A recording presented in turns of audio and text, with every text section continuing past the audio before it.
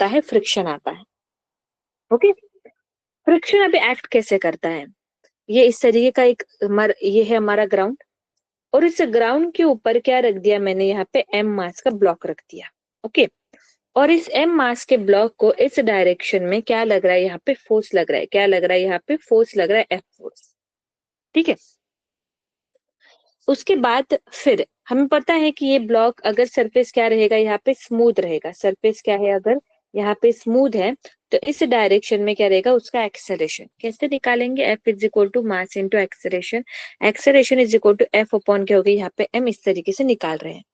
पर यहाँ पे एक्चुअली में वैसा होता है क्या, नहीं, यहाँ पे जो हमारा सरफेस है वो क्या होता है, यहाँ पे रफ होता है, सरफेस कैसे होता है, रफ होता है, रफ होता है। तो उसके कारण क्या होता है, जब ये एम मास को ये एफ फोर्स इस डायरेक्शन में लग रहा है, तो इनके बीच का जो फ्रिक्शन है, पहले तो फ्रिक्शन कैसे एक्ट करेगा, फ्रिक्शन एक्ट करेगा यहाँ पे। ठीक है, फ्रिक्शन जो है वो हमारा कहाँ पे एक्ट करेगा, यहाँ पे एक्ट करेगा हमारा फ्रिक्शन।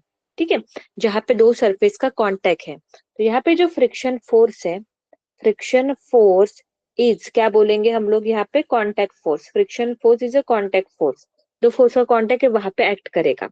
तो फ्रिक्शन फोर्स कैसे एक्ट करेगा, उसकी डायरेक्शन किस तरफ रहेगी, उसकी डायरेक्शन रहेगी इस तरफ, उसको मैंने डिनोट कर दिया इस तरीके से F।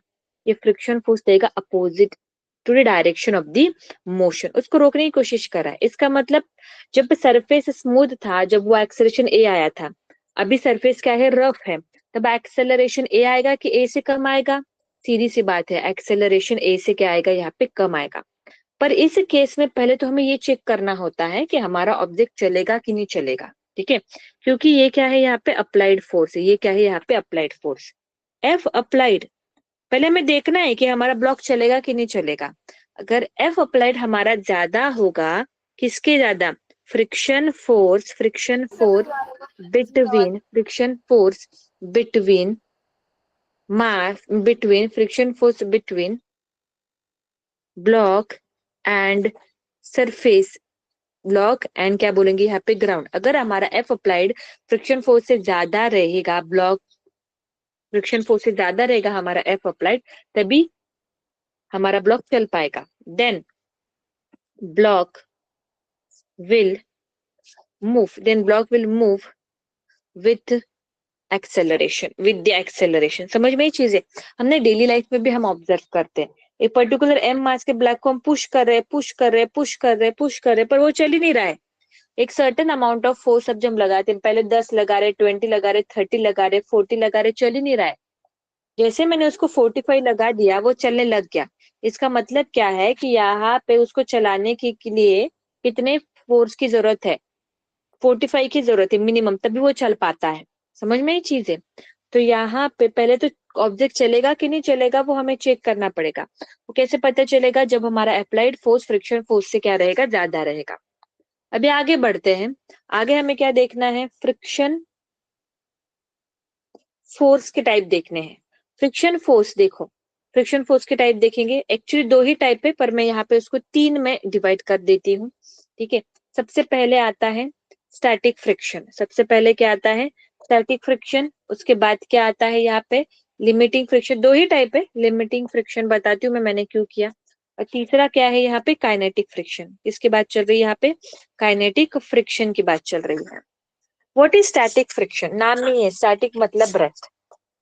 वो फ्रिक्शन जब बॉडी कैसी रहती है, रेस्ट पे, friction act, friction act when, पूरा फोकस आप लोग यहाँ पे दोगे तभी चीजों को समझ पाओगे। Friction act when body is at, कैसे रहती है, रेस्ट पे रहती है। ठीक है, फ्रिक्शन तभी एक्ट करता है जब बॉडी कैसी रहती है, रेस्ट पे रहती है।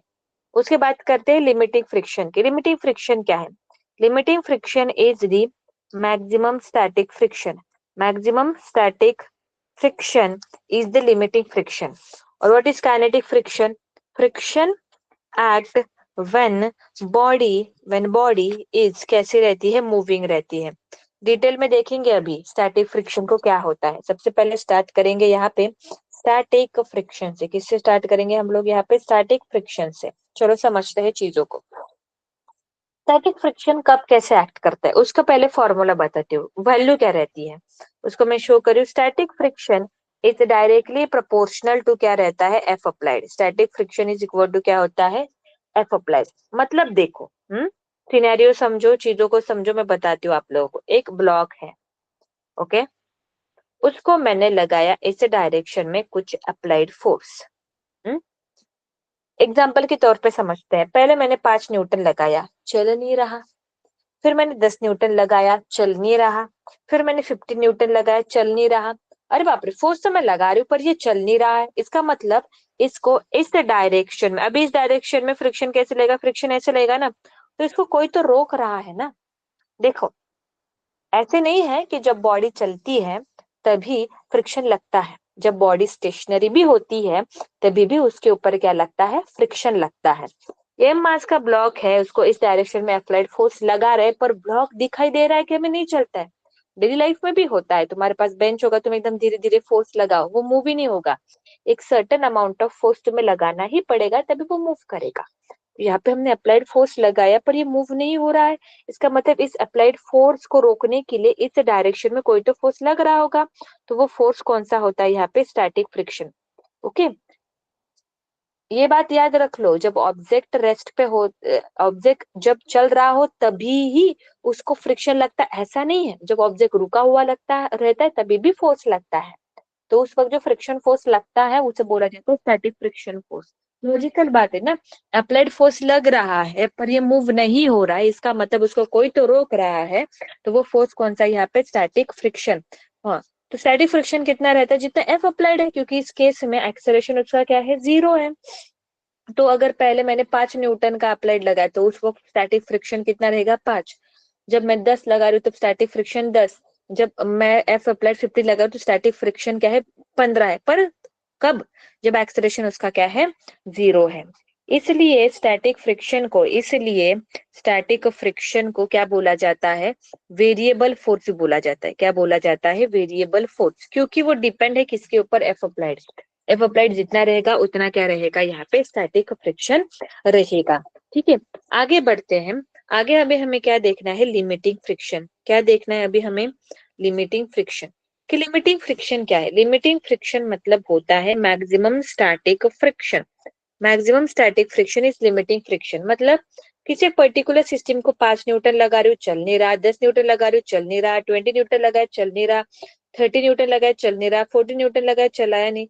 50 लगाया, चला नहीं। पर जैसे ही मैंने कुछ 52 न्यूटन तक मैं पहुंच गई, धीरे धीरे बढ़ रहे हो ना, टाइम के ऊपर डिपेंड है फोर्स, धीरे धीरे। अभी फोर्स कितना हो गया, 52। जस्ट मैंने 52 न्यूटन उसको लगाया, तो इट्स अबाउट टू स्टार्ट। इसने स्टार्ट करना शुरू कर दिया, मतलब अभी स्टैटिक फ्रिक्शन उसको रोक नहीं पा रहा है। मतलब 52 लगाने के बाद अभी सिस्टम मूव होना शुरू हो गई।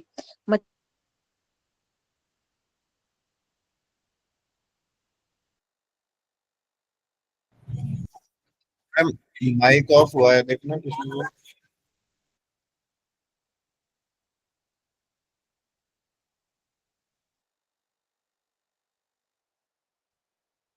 मेरिटोरियस पटियाला ने म्यूट किया सर।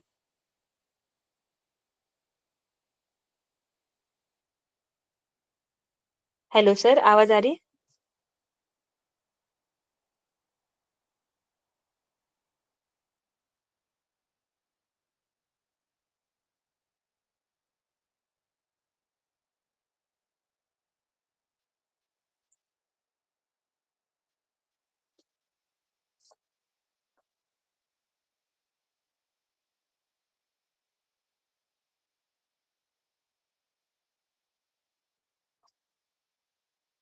चलो, अभी हम क्या देखेंगे, मैक्सिमम स्टैटिक फ्रिक्शन मतलब लिमिटिंग फ्रिक्शन।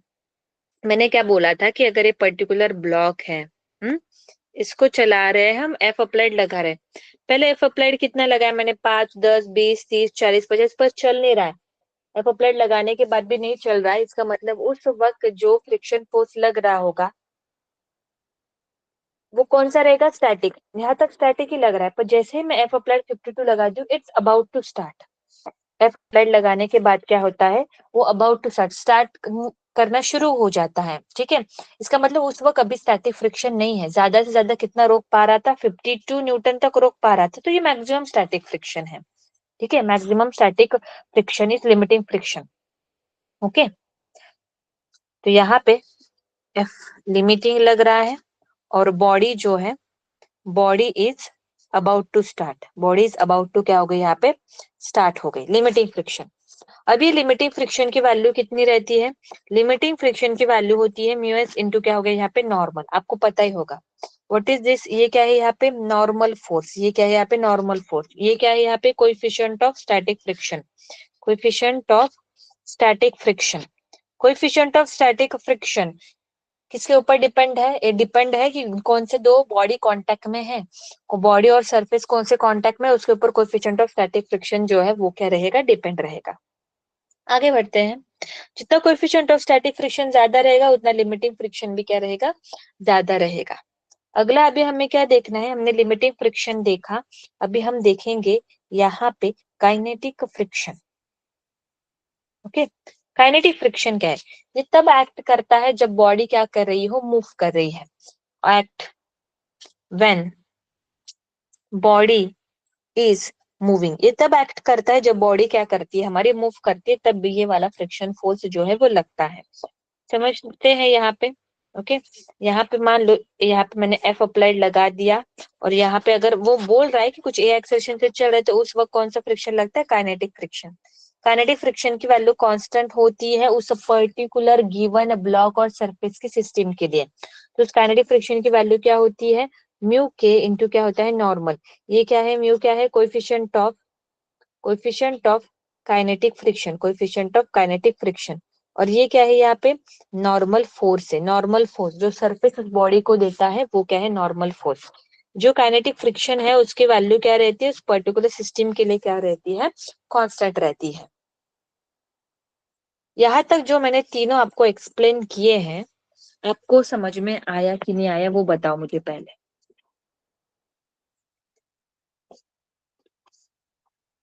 सबको समझ में आया कि नहीं आया अच्छे से, हाँ या ना?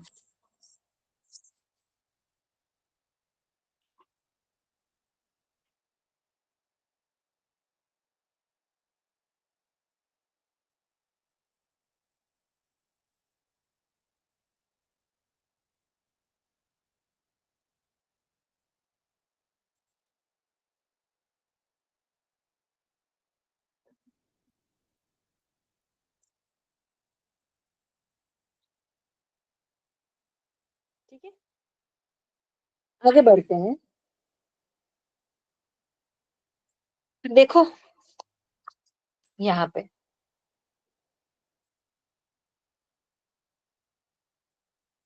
इस तरीके से एक इंक्लाइन प्लेन है, इंक्लाइन प्लेन का एंगल कितना है, थीटा।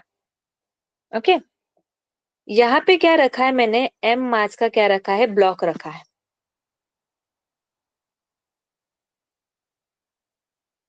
पूछा है ये सरफेस जो है वो क्या है, रफ है। ये सरफेस क्या है यहाँ पे, रफ है। तो उसका कोएफिशिएंट ऑफ फ्रिक्शन कितना है, यहाँ पे म्यू है। Find acceleration of mass m on incline plane, on incline plane, ये इंक्लाइन प्लेन है उसके ऊपर एम मास रख दिया। अगर ये सरफेस स्मूथ होता तो एकदम से आराम से नीचे ये सरक जाता कुछ ए एक्सेलरेशन से। यहाँ पे सरफेस कैसा है, रफ है। हमें बताना है कितने एक्सेलरेशन से नीचे जाएगा। हम कौन सा फॉर्मूला यूज करेंगे, वही summation of force is equal to mass into acceleration. पर पहले हमें देखना पड़ेगा कौन कौन से फोर्सेस और कैसे कैसे लग रहे हैं। देखो नीचे के डायरेक्शन में क्या लगेगा, यहाँ पे mg फोर्स लगेगा। उसके बाद यहाँ पे कौन सा फोर्स लगेगा, यहाँ पे हमारा लगेगा नॉर्मल फोर्स। ये क्या हो गया हमारा, यहाँ पे ये हो गया हमारा नॉर्मल फोर्स। अगर ये एंगल थीटा है तो ये भी एंगल थीटा हो गया। अगर ये ब्लॉक मूव करेगा तो उसका एक्सेलरेशन किस डायरेक्शन में रहेगा, उसका एक्सेलरेशन रहेगा इस डायरेक्शन में। ओके, और फ्रिक्शन फोर्स जो लगेगा, फ्रिक्शन फोर्स की डायरेक्शन किस तरफ रहेगी, फ्रिक्शन फोर्स की डायरेक्शन इस तरफ रहेगी। क्लियर हो गई चीजें? अभी हमें फाइंड आउट करना है एक्सेलरेशन। पहले तो मोशन किस डायरेक्शन में हो रही है, मोशन हो रही है इस डायरेक्शन में। तो उस डायरेक्शन में जितने भी फोर्सेस लग रहे हैं उनको ड्रॉ कर लो। पहले तो ये ब्लॉक अगर नीचे सरकेगा तो वो किसके कारण सरकेगा, अपने खुद के ओन वेट के कारण। पर अपना जो ओन वेट है वो कैसे है, ओन वेट ऐसे नीचे के डायरेक्शन में लग रहा है, तो इसको हमें रिजोल्व करना पड़ेगा, किसको, mg को हमें क्या करना पड़ेगा, यहाँ पे रिजोल्व करना पड़ेगा। ठीक है, ये क्या हो गई मेरी नॉर्मल, mg को अगर मैं रिजोल्व करूंगी तो mg का एक कंपोनेंट ऐसे आएगा और एक कंपोनेंट ऐसे आएगा, ये नॉर्मल हो गया। mg का देखो एक कंपोनेंट ऐसे आएगा और एक कंपोनेंट कैसे आएगा, ऐसे, देखो परपेंडिकुलर है ना, इस तरीके से। तो ये वाला कंपोनेंट क्या हो जाएगा, ये वाला कंपोनेंट हो जाएगा mg cos ऑफ थीटा और ये वाला कंपोनेंट हो जाएगा mg sin थीटा। कैसे, बिकॉज ये एंगल को लग के कंपोनेंट है ना, इसलिए कॉस, और इस तरीके से ध्यान से देखो, नीचे mg है और ये वाला यहाँ पे एंगल थीटा है, तो इसको अगर मैं रिजॉल्व करूंगी तो एक कंपोनेंट ऐसा और एक कंपोनेंट कैसे आएगा हमारा, इस तरीके से आएगा। यहाँ तक चीजें क्लियर हुई, हमें एक्सेलरेशन निकालना है, कौन कौन से फोर्सेस लग रहे, मोशन, कौन से फोर्सेस ड्रॉ करेंगे हम लोग, मैंने बोला था forces which is acting, forces which is acting in the direction of, forces which is acting in the direction of the motion। तो मोशन के डायरेक्शन में कौन कौन से फोर्सेस लग रहे हैं, mg sin थीटा, क्या लिखेंगे mg sin थीटा, और यहाँ पे फ्रिक्शन फोर्स ऊपर है तो friction force is equal to mass into acceleration. हमारे पास फ्रिक्शन फोर्स है क्या, नहीं, हमें निकालना पड़ेगा फ्रिक्शन फोर्स। फ्रिक्शन फोर्स का फॉर्मूला क्या होता है, म्यू इंटू नॉर्मल। अभी फिगर आउट करेंगे कि नॉर्मल कितना है। चलो नॉर्मल देखते हैं, पहले तो ये वाला ब्लॉक हो गया, नॉर्मल फोर्स लग कैसे रहा है, नॉर्मल फोर्स लग रहा है इस तरीके से, उसी डायरेक्शन में क्या लग रहा है, mg cos थीटा लग रहा है। इस डायरेक्शन में कुछ मोशन हो रही है क्या, नहीं, इस डायरेक्शन में एक्सेलरेशन इक्वल टू क्या है, एक्सेलरेशन इक्वल टू 0। तो क्या यूज करेंगे यहाँ पे, summation of force is equal to mass into acceleration. क्या आएगा नीचे, mg cos थीटा प्लस कितना हो जाएगा यहाँ पे नॉर्मल इक्वल टू मास, एक क्या हो जाएगा, 0 0, तो नॉर्मल इक्वल टू किसके बराबर हो गया, mg cos थीटा के बराबर। तो यहाँ पे फ्रिक्शन फोर्स भी आ गया, तो यहाँ पे आ जाओ, क्या हो जाएगा minus mg sin theta.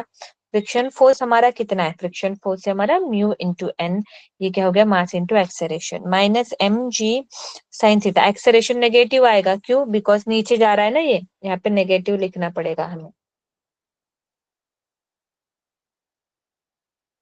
Acceleration की डायरेक्शन नीचे की तरफ है ना, इसलिए sine theta plus mu, normal कितना आया बताओ, mg cos theta equal to minus M A, हमें निकालना है एक्सेलरेशन, माइनस से मल्टीप्लाई कर दो तुम mg sine theta minus mu mg cos theta equal to mass into acceleration. Mass, mass common अगर निकाल दिया तो मास जो है वो हमारा क्या हो जाएगा, यहाँ पे कट हो जाएगा, तो यहाँ पे एक्सेलरेशन इक्वल टू कितना आ गया, g sign theta minus mu cos theta, ये हो गया हमारा यहाँ पे एक्सेलरेशन। समझ में आया क्या आप लोगों को, समझ में आया क्या ये वाला question. Okay Sangrur school good, okay non medical school, okay Jalandhar school good, okay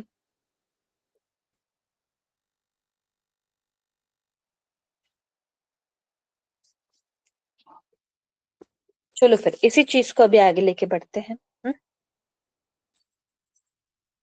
मुझे अभी क्या देखना है, नेट कांटेक्ट फोर्स के बारे में देखना है, अभी मुझे क्या पढ़ना है, नेट कांटेक्ट फोर्स।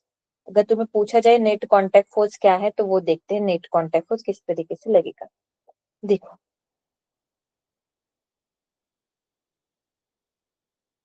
ये हमारा ब्लॉक हो गया, इसके ऊपर हमने क्या लगाया, एफ अप्लाइड, ये एक्सटर्नल फोर्स है। एफ अप्लाइड लगाने के बाद क्या क्या होगा, फोर्सेस कैसे लग रहे बताओ, नीचे की डायरेक्शन में लग रहा है यहाँ पे mc, ओके, उसके बाद यहाँ पे क्या लगेगा, ऊपर के डायरेक्शन में नॉर्मल लगेगा।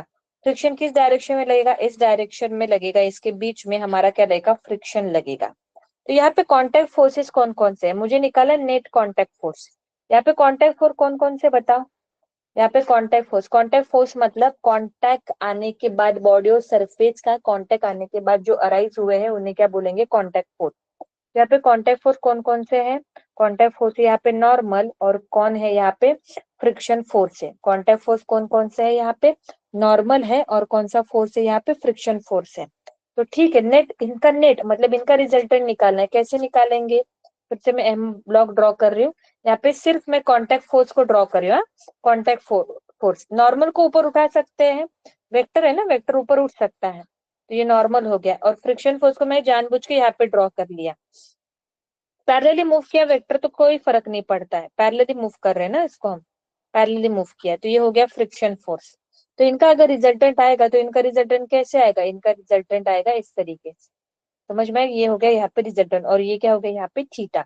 थीटा इज द क्या है, net contact force. Net contact force क्या बोलेंगे हम लोग यहाँ पे, एंगल।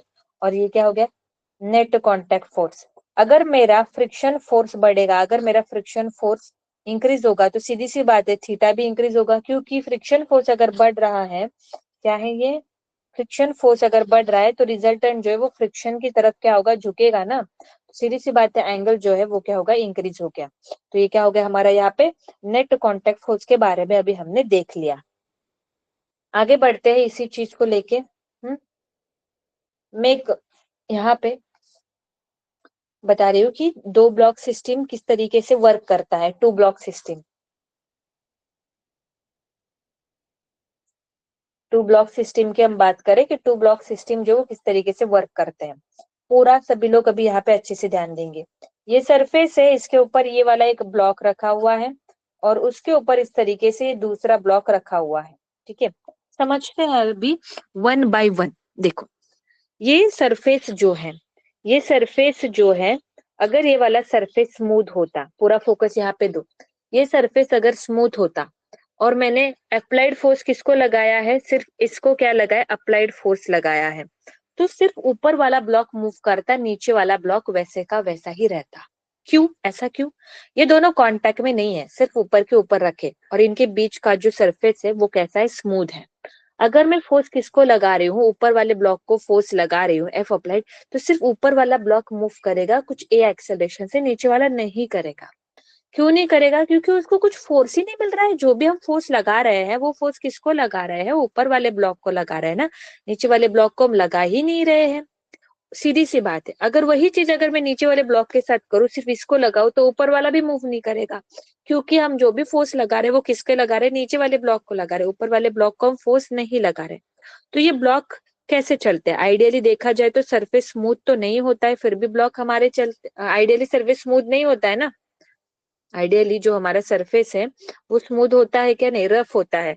तो किस तरीके से ब्लॉक चलते हैं उसको अभी हमें देखना है। चलो, ये वाला सरफेस क्या है, ये वाला सरफेस है हमारा रफ। हमने अप्लाइड फोर्स किसको लगाया, इस M1, और इसको क्या बोल दिया मैंने, M2 को लगाया। तो होगा क्या, जैसे ही ये ऊपर वाला ब्लॉक चलना शुरू करेगा, इनके बीच में देखो फ्रिक्शन फोर्स रहेगा ना, इनके बीच में फ्रिक्शन फोर्स रहेगा, और उसकी डायरेक्शन किस तरफ रहेगी, इनके बीच में फ्रिक्शन फोर्स रहेगा और उसकी डायरेक्शन इस तरफ रहेगी। ये हो गया यहाँ पे फ्रिक्शन फोर्स। इसके बीच में जो फ्रिक्शन फोर्स रहेगा उसकी डायरेक्शन रहेगी इस तरफ। और ये जो फ्रिक्शन फोर्स है, अगर उसकी वैल्यू इस अप्लाइड फोर्स से कम रहेगी, या फिर अप्लाइड फोर्स इस फ्रिक्शन फोर्स से ज्यादा रहेगा, तो ऊपर वाला ब्लॉक चलेगा। आगे बढ़ते हैं।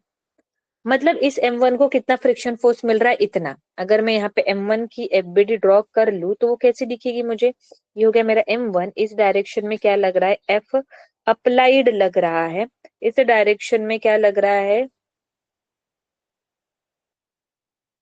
लिमिटिंग फ्रिक्शन लग रहा है, और ये मूव करेगा इस डायरेक्शन में। ओके, बात करते हैं अभी M2 को मैंने ड्रॉ कर लिया। देखो ये जो लिमिटिंग फ्रिक्शन है ये M1 के ऊपर लगा, ये इनके बीच में, दोनों के कांटेक्ट के बीच में ये अराइज हुआ फ्रिक्शन फोर्स।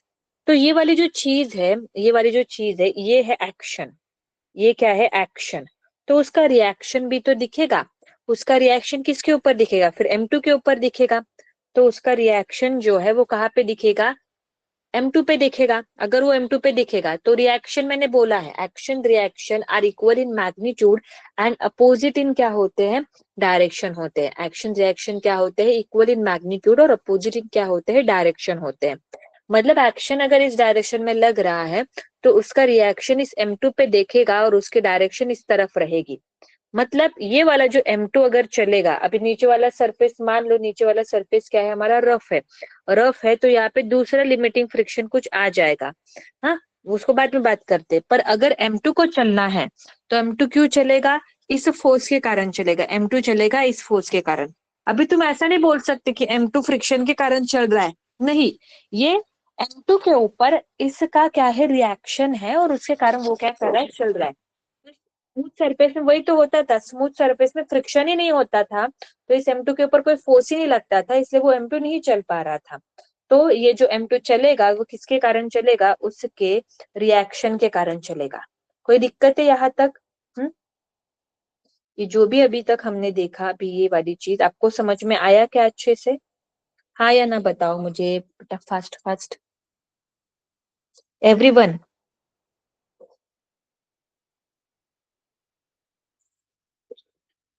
Okay, good.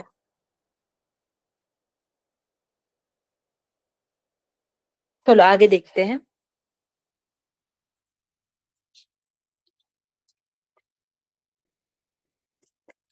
उसके बाद मान लो इस तरीके से एक वॉल है, इस तरीके से क्या है, वॉल है। सभी टॉपिक को, छोटे छोटे टॉपिक को मैं विजिट कर रही हूँ, हाँ? इस तरीके से एक वॉल है, दोबारा ड्रॉ कर लेते हैं।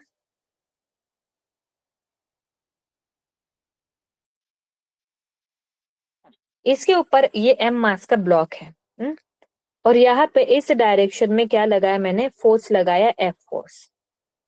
तो मुझे कितना F फोर्स लगाना पड़ेगा कि वो नीचे नहीं गिरेगा? समझ में ये चीज है? कैसे लगेगा देखो, नीचे के डायरेक्शन में क्या लगेगा, यहाँ पे mg लगेगा, नीचे के डायरेक्शन में क्या लगेगा, mg। इस केस में फ्रिक्शन फोर्स कैसे लगेगा, फ्रिक्शन फोर्स लगेगा इस तरीके से, और यहाँ पे नॉर्मल जो है वो नॉर्मल कैसे लगेगी, इस तरीके से। समझ में ये चीज है? तो यहाँ पे अगर मुझे इसे नहीं चलाना है,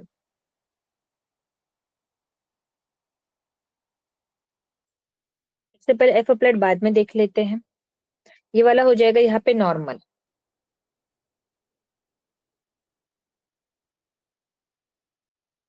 और इस डायरेक्शन में क्या हो गया यहाँ पे एफ,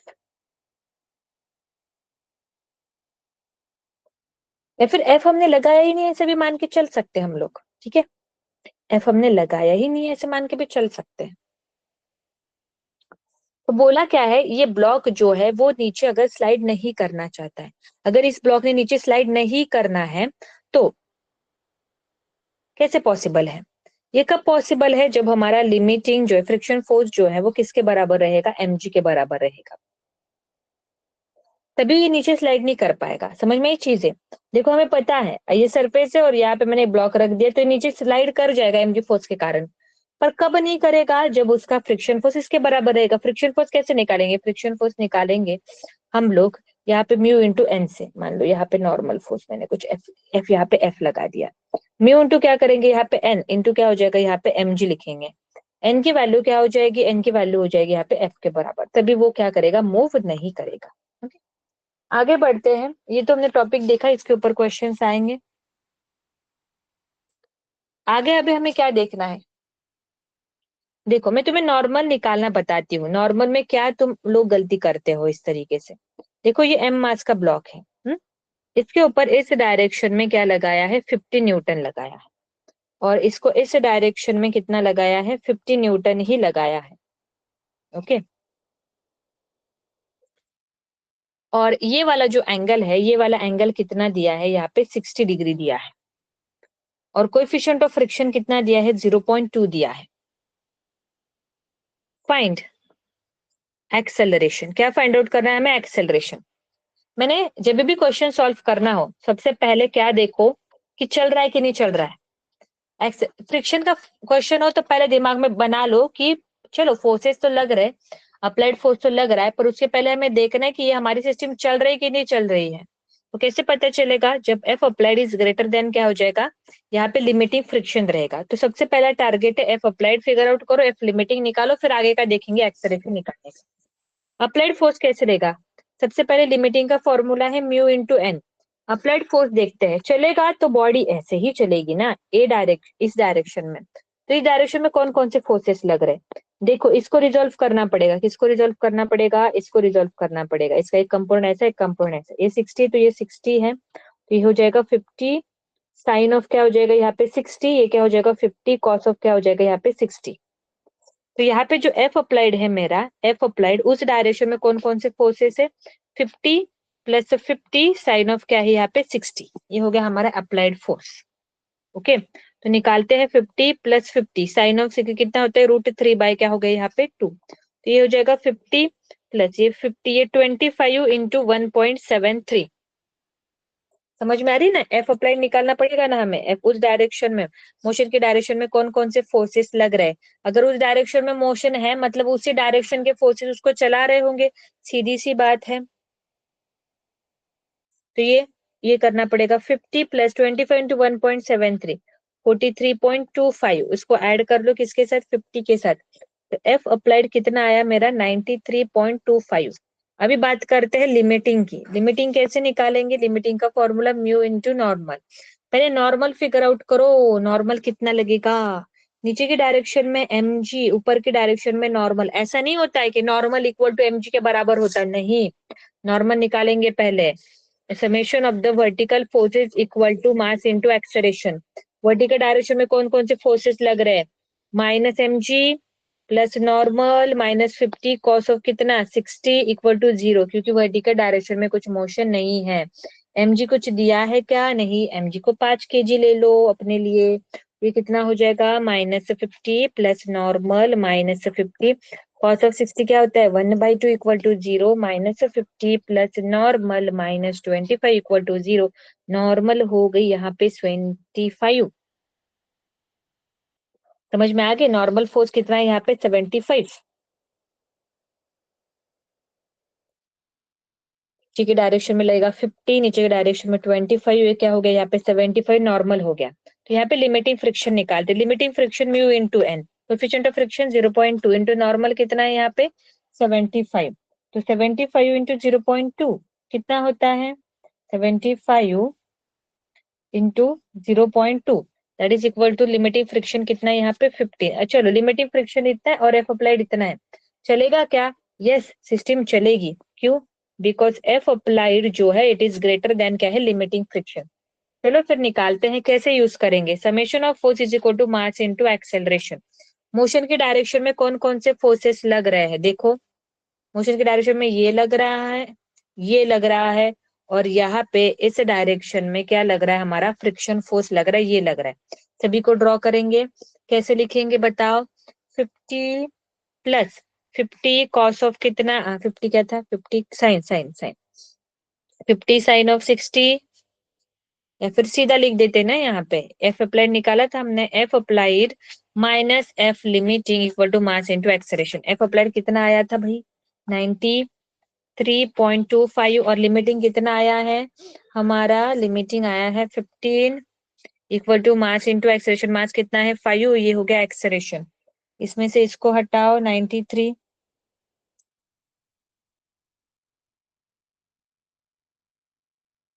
78.25 और ये 5 एक्सेलरेशन। तो एक्सेलरेशन डिवाइडेड बाय एक्सेलरेशन क्या आएगा? 70.25।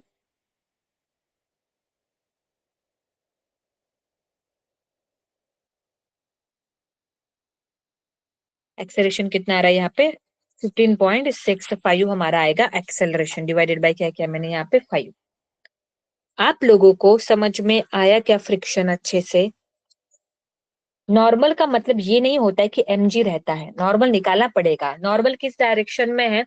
नॉर्मल है वर्टिकल डायरेक्शन में। नॉर्मल कैसे है? वर्टिकल डायरेक्शन में। तो summation of the vertical force equal to mass into acceleration करके हम लोग जो है वो नॉर्मल क्या है आराम से निकाल सकते हैं। फिर वही उससे के हेल्प से हम क्या निकालेंगे? Limiting friction. कोई दिक्कत है आपको? समझ में आया कि नहीं आया एवरीबॉडी? ओके। तो अगले लेक्चर में आप लोग जो है हम नया चैप्टर क्या करेंगे? स्टार्ट करेंगे। उसको अच्छे से पढ़ के आना। रे ऑप्टिक्स हम स्टार्ट करेंगे, तो मैं आपको पहले ही बता दे रही हूँ, उसको अच्छे से रिवाइज कर लो। आपने रे ऑप्टिक्स पढ़ा होगा, ठीक है? तो पूरा रिवाइज करके आना।